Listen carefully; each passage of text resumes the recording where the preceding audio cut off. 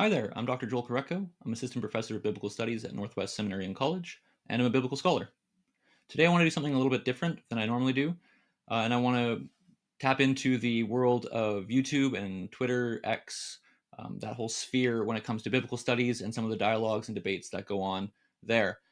I try to keep an eye to these things, and I saw one recently that kind of piqued my interest, and it was between the channel Inspiring Philosophy, which is run by Michael Jones, and biblical scholar Dan McClellan, and they were talking about the prophecy that Jesus gives in Mark 13, the Olivet Discourse. And the question, the debate, was about whether or not Jesus' prophecy failed, because Jesus gives this big long spiel about all these things that are going to happen, and then the sky will be darkened, and then the Son of Man's going to return, and then he gives actually this line here. Well, I'll just show you. It says, "Truly, I tell you, this generation will not pass away until all these things have taken place." And so Dan was saying, hey, like this appears that this never happened. The generation did pass away. The Son of Man never came. Like all these things, including the Son of Man coming, like that, it didn't happen. Whereas Michael was bringing a different approach, and he was relying on Hayes and a book written by Hayes and others when the Son of Man didn't come. And so they were going back and forth, but it was about specifically kind of around this passage. There are more passages we could talk about, but the locus was around this passage. And Michael was saying, well, hey, what if it's condition? What if prophecy? What if the way that they understood prophecy in the ancient Near East and in the Hebrew Bible was that it was conditional? So if certain conditions weren't met, then it wouldn't happen. The thing wouldn't happen. And so Michael was saying, oh, hey, uh, the, the gospel was not preached to all nations, which it says in Mark 13, the gospel will be preached to all nations. That didn't happen. And so Jesus' return didn't happen, or was delayed at least. And so the conditions were not met for the prophecy. And so even though this appears to be kind of a direct statement, this is all going to happen within that generation of of Jesus speaking. Well, no, it didn't happen because it was conditional. And so then they were going back and forth about this. What is conditional prophecy? Is that fair to say that the Hebrew Bible presents this kind of prophecy? Is it always the case? Is it sometimes the case? And yeah, so it was a really interesting dialogue between them. And I think I can add a few things in that I was a little bit kind of surprised on both sides. And I was a little bit, yeah, uncertain why they weren't saying certain things, or maybe they were unaware of certain things. And so I'm just going to get into some of that now. And we're going to focus around the Mark passage. But I also want to just touch on one thing also really quickly here. So one thing that was stated, there was a debate about the book of Jonah, because Jonah, Michael was claiming, oh, well, the book of Jonah presupposes that the prophecy is conditional. Jonah knows that God could change his mind, even though in the beginning it just says 40 days Nineveh is going to be overthrown.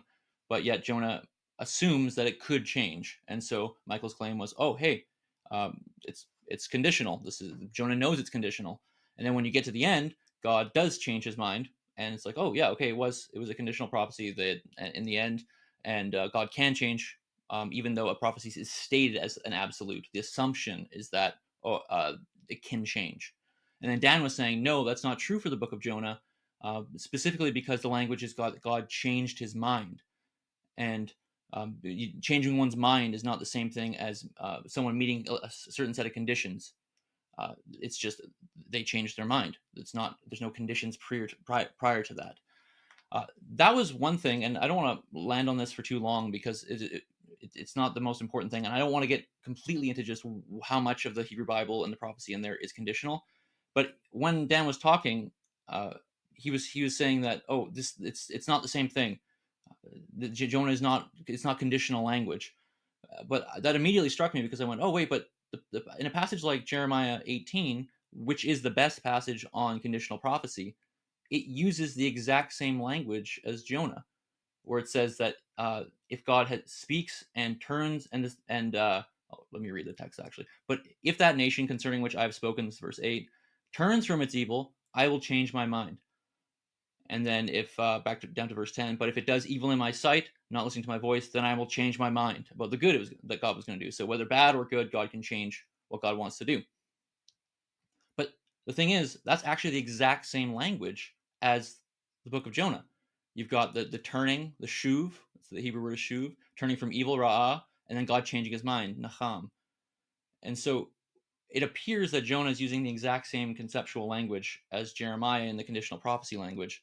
So I don't know why Dan was pushing that it's somehow different in Jonah. The changing the mind is the same term, and unless you can make a claim conceptually that they're somehow different here, it really does appear that Jonah is using the language of conditional prophecy as it's given in our very best passage.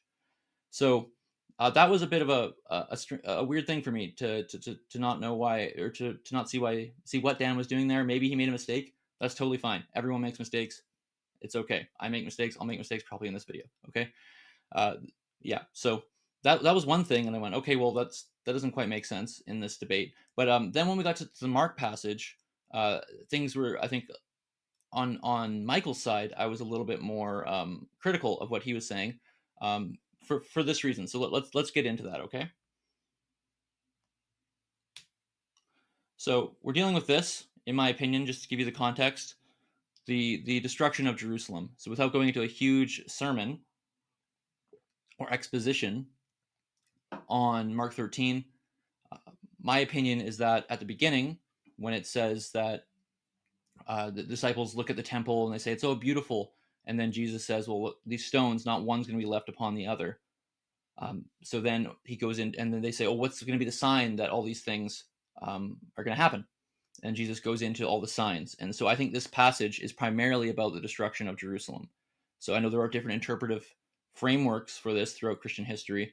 I'm telling you, my approach now, without justifying it any further, is that it's going to be talking about the destruction of Jerusalem, just so you know. So this is the passage here. And he came out of the temple. And as he came out of the temple, one of his disciples said to him, look, teacher, what large stones and what large buildings. Then Jesus asked him, do you not see these great buildings? Not one stone will be left here upon another, all will be thrown down. So that's the beginning of the passage that's setting us up for what's to come, which is what I've just elaborated to you. But now I want to point out kind of where I think Michael, I'm surprised he never went here, because this is how I've understood this passage. And again, I'm giving you my understanding here.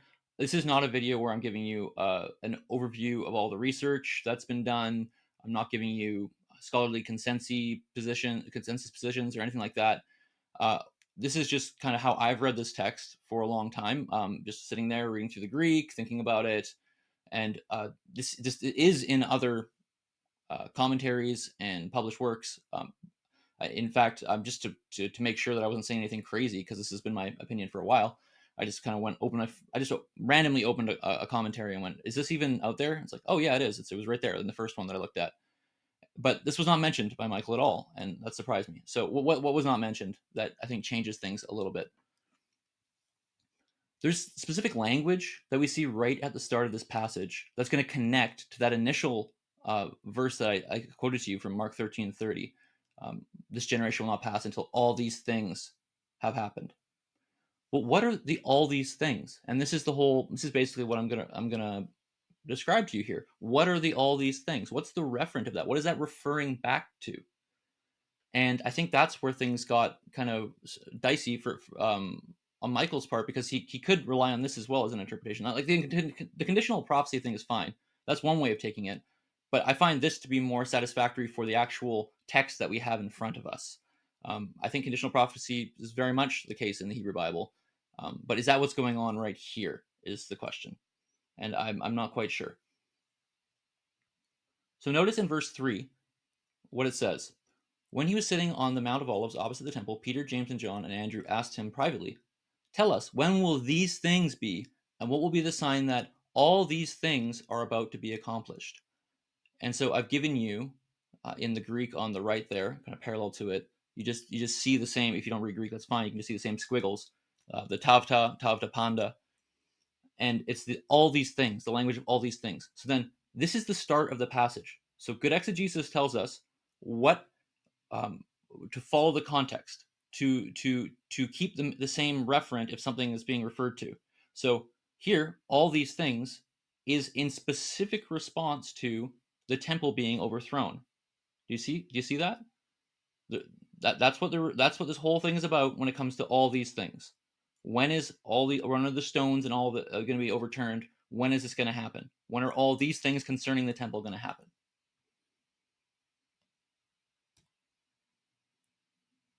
And so this continues on in this same chapter and in this dialogue. And so right before some of the passages we're about to talk about, uh, which refer to the Son of Man coming, well, you have, it says, be alert.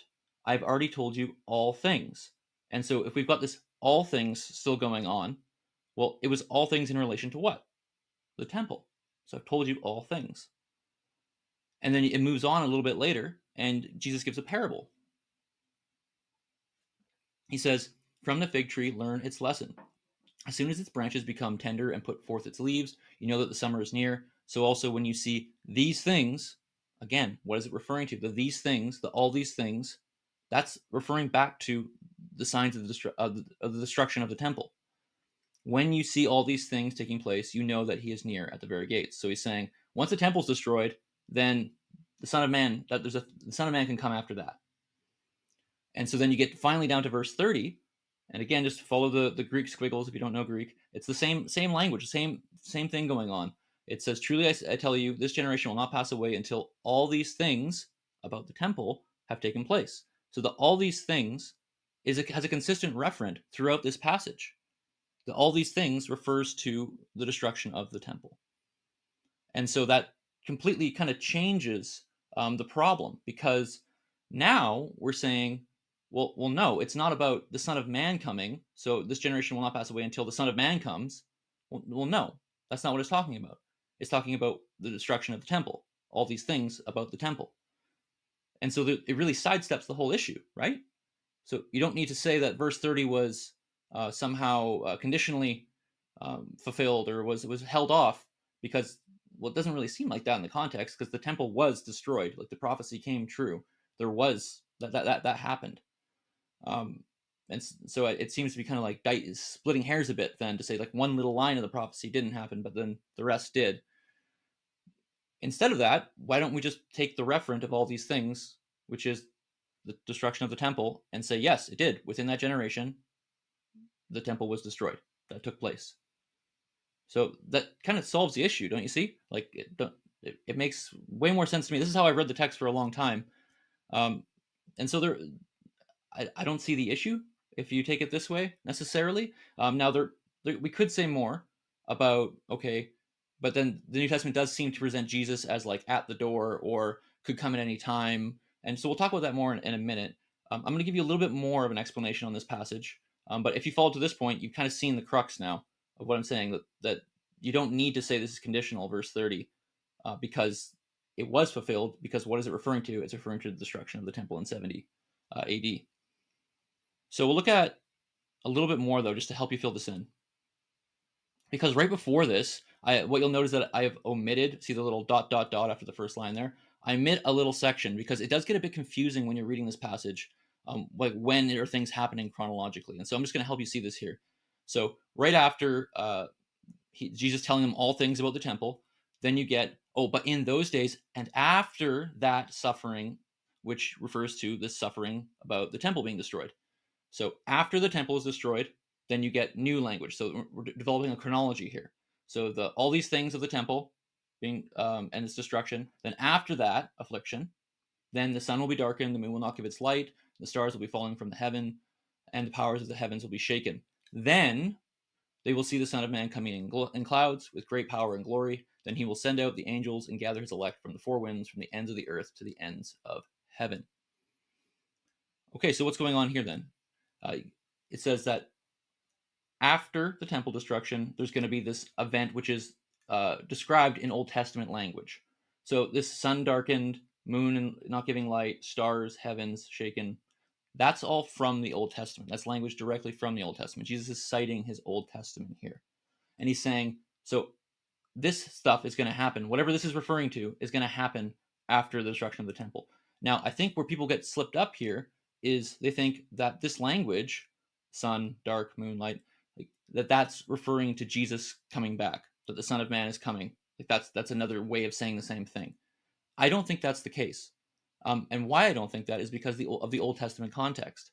So if you go back to the Old Testament and you look at where this language is being taken from, you'll see that it's not referring necessarily to like the end of time or actual the sun actually stopping to produce light. It's rather these are metaphors to describe complete like tumult and chaos in society, so to speak. Um, so I'll show you that. So let's just take a quick look here. So this is one of the passages that Jesus is citing from, and this is an oracle concerning who? Babylon, that Isaiah, son of Amos, saw. So if it's concerning Babylon, is this talking about the end of the world? No, right? Babylon was a nation at a time. They had their existence, and then they were eventually kind of rooted out.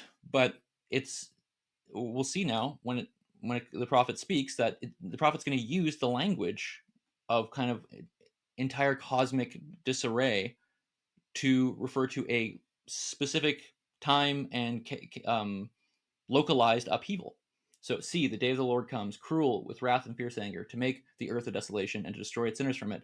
For the stars of the heavens and their constellations will not give their light. The sun will be dark at its rising, and the moon will not shed its light.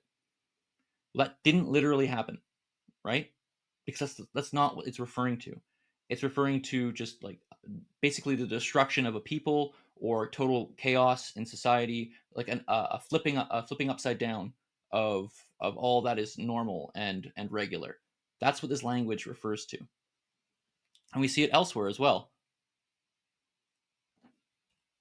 So here's in Joel: "Blow the trumpet in Zion, sound the alarm on my holy mountain. Let all the inhabitants of the land tremble, for the day of the Lord is coming. It is near. A great and powerful army comes." So again, we're talking about an army. Their like has never been from of old, nor will it be again after in ages to come. They leap upon the city, they run upon the walls, they climb up into the houses, they enter through the windows like a thief. The earth quakes before them, the heavens tremble, the sun and the moon are darkened, and the stars withdraw their shining. Is this again referring to the end of the world? No, it's not. It's upheaval. It's societal upheaval language, and it uses these cosmic terms of things that like you could never imagine. You could never imagine the sun being darkened, but it's using that to as a metaphor to describe what's going on in society. And in this case, it's an army coming in. So again, if this is the language Jesus is drawing on, what does that tell us when we get to his passage or to the passage in Mark and elsewhere? That I don't think that language is referring to the end of the world necessarily. It's referring to upheaval. It's not referring to the same moment that Jesus is, the Son of Man is returning. And we can actually see that in the Gospel of Luke. I believe that's my next slide.